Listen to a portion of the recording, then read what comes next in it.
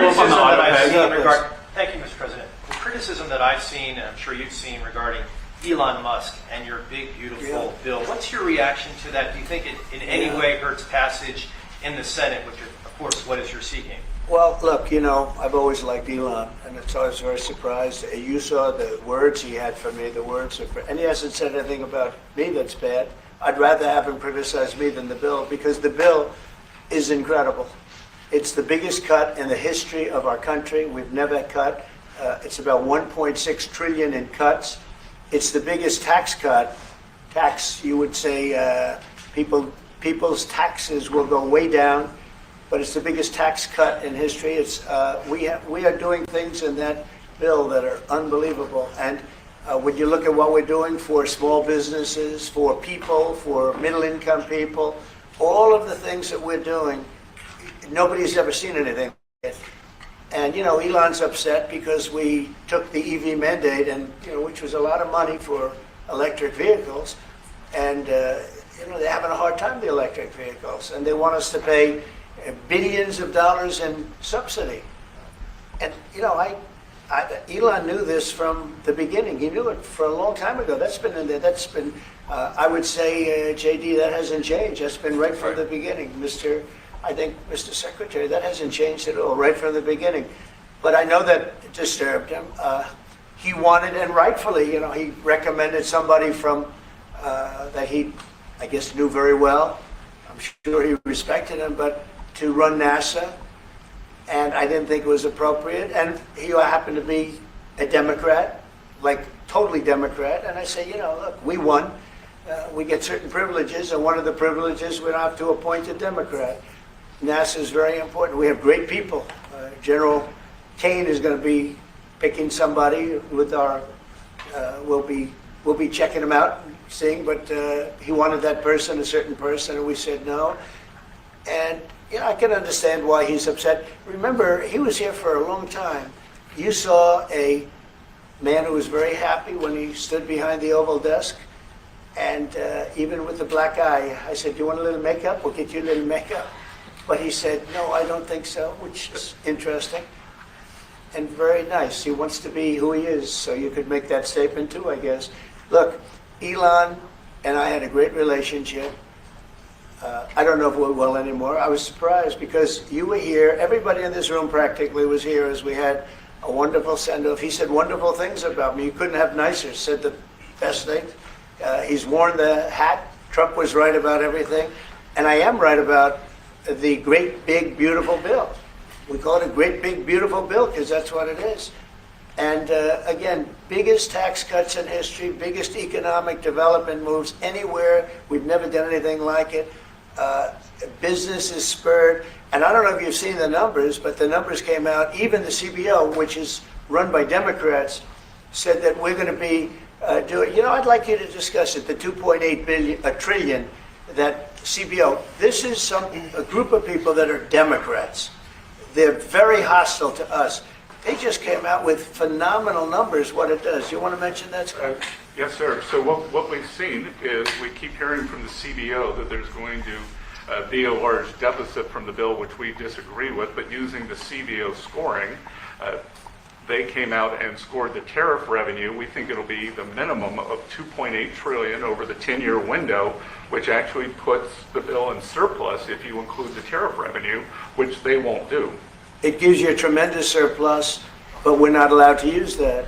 For some reason, they say scoring. Nobody knows what scoring means. Maybe a couple of people, but nobody. Somebody sits in the background, they say, well, we're not going to allow that. They're not allowing other things that we have that are tremendously profitable for our country. But if you saw the other day, CNBC, they came out with numbers, and the people on the show, very good people, I've watched them for a long time, they couldn't believe the numbers, how good they are. The numbers were incredible. That was personal income and also very low inflation. We have very low inflation. We're down to 2% now, and maybe even lower than that. And when I took it over, it was a mess. Remember, we had the worst inflation probably in the history of our country. They say 48 years, but let's say I think it's worse than that. So we had the worst inflation in the history of our country under the Biden administration. Now we're down to a beautiful number, 2%. You'd actually like to keep it there. Better than 0 is 2%. It's going down maybe to 1, and 1% is like perfect. That's perfect. You don't want to have 0 for certain reasons that nobody is very interested to listen to. But we have almost perfect inflation. Grocery prices are down. Everything. Remember eggs? Eggs, we weren't going to buy another egg for the next 20 years. They were so expensive, right? Remember? You guys all hit me about eggs. Eggs have come down 400%. Everybody has eggs now. They're having eggs for breakfast again. But if you look at gasoline, very important. I think always the most important because it's the energy is the biggest factor. That's what happened. He screwed up our energy policy, and everything went up because energy went up. But now energy is way down, and they have states where you're at $1.98 a gallon for gasoline. So the costs have come way down, and one of the things I ran on was that. I ran on the border. We have the best border in the history of our country, 99.99%. It was last week, 3 people came in, 2 of them for medical reasons. We let them in because one of them had a heart attack. I think it was a nice thing to do, and one of them had something else. So we've never I had very good numbers for 4 years, but we really topped it. And I want to thank Christie and Tom Holman. They've done a fantastic job. But nobody mentions that anymore. Remember, a few months ago, the border was a total disaster. People were coming in by the hundreds of thousands of people a day, a week, a month. I mean, we had a month, 2 million people came in 1 month. The border was being overrun, and a lot of bad people, criminals, murderers, drug dealers. We had some of the worst people in the world coming in from all over the world. It's totally closed. And you know what? People are coming into our country, but they're coming in legally. So we've done a great job. Elon knew that. Elon endorsed me very strongly. He actually went up and campaigned for me. I think I would have won. Susie would say I would have won Pennsylvania easily anyway, even if the governor ran, the real governor, not the governor from Minnesota, he's a sick puppy, that guy. That poor guy, I feel sorry for him. But they made a bad choice with him. But if you pick Shapiro or anybody else, I spoke to him recently about his house being set on fire, which was terrible.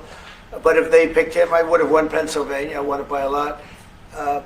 But I'm very disappointed because Elon knew the inner workings of this bill better than almost anybody sitting here, better than you people. He knew everything about it. He had no problem with it. All of a sudden he had a problem.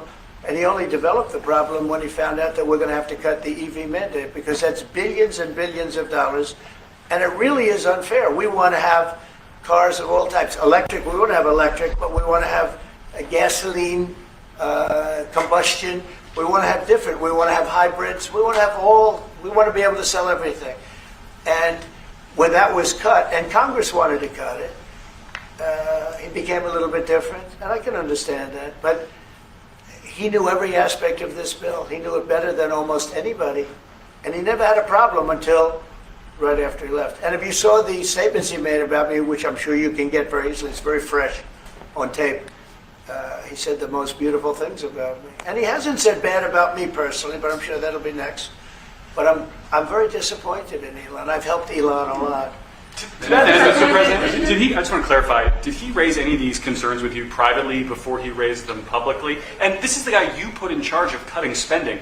Should people not take him seriously about spending now? Are you saying this is all sour grapes? No, he worked hard and he did a good job. And I'll be honest, I think he misses the place. I think he got out there and all of a sudden he wasn't in this beautiful Oval Office, and he's got nice offices too. But there's something about this one. I was telling the Chancellor, this is where it is. People come in here, even from Germany. They come in and they walk into the Oval Office, and it's just a special place. It's World War I, it started and it ended here, and World War II, and so many other things. Everything big comes right from this beautiful space. It's now much more beautiful than it was 6 months ago. A lot of good things are happening in this room, and I'll tell you, he's not the first. People leave my administration and they love us.